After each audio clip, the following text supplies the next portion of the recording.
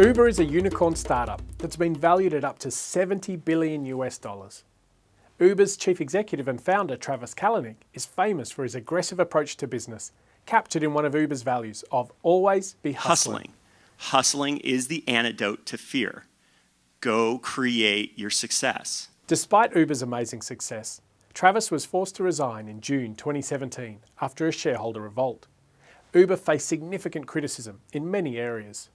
The rapid departure of senior executives, along with claims of sexual harassment, illegal activity, and intellectual property abuses, indicate significant governance issues.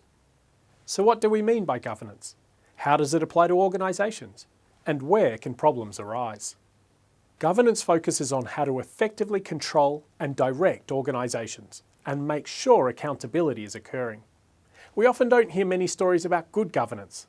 When it occurs, organisations seem to achieve their profit targets, pursue long-term economic environmental sustainability, and grow successfully without drawing too much attention to themselves.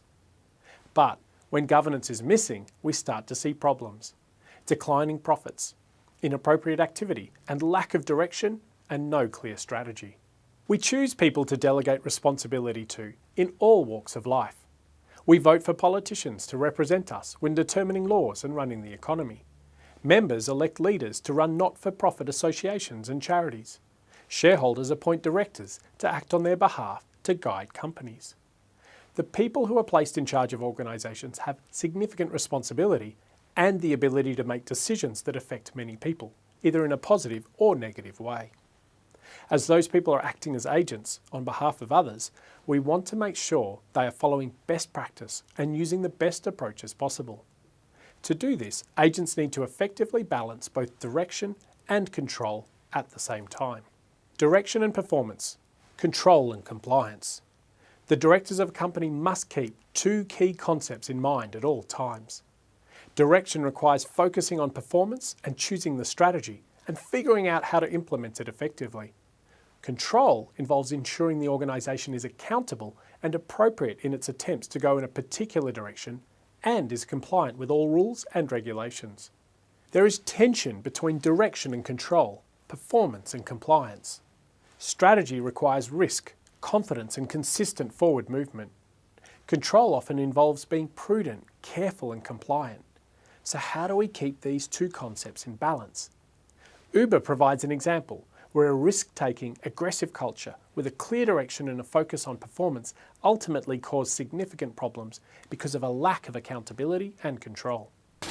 Too much compliance can also kill innovation and performance and create a mountainous bureaucracy that avoids doing anything because it might be risky. This is also a significant risk that many established companies face. So we use this equation to summarise effective governance. Governance must combine conformance and compliance with rules, with a clear direction and a focus on sustainable performance. So where do accountants fit in?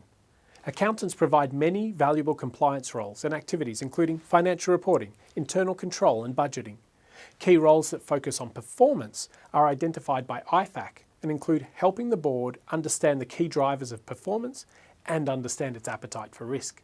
We are intricately involved in many aspects of governance, and understanding this area adds significant value to the organisation. To recap, people are appointed to govern organisations. These people must provide both direction and control, focused on performance and compliance. Effective governance combines these together to achieve the organisation's mission, vision, and goals. Governance is about direction and control. There will always be tension between the two. Finding balance is critical, but not necessarily easy. If you want people to hustle and go forward quickly, you need less control. If you're more risk averse, strengthen it. Uber has shown that it hasn't got the balance right at the moment. So what's the solution for them? This isn't clear yet. They're wrestling with it, appointing new people and trying to change the culture, which highlights the complexity of this issue.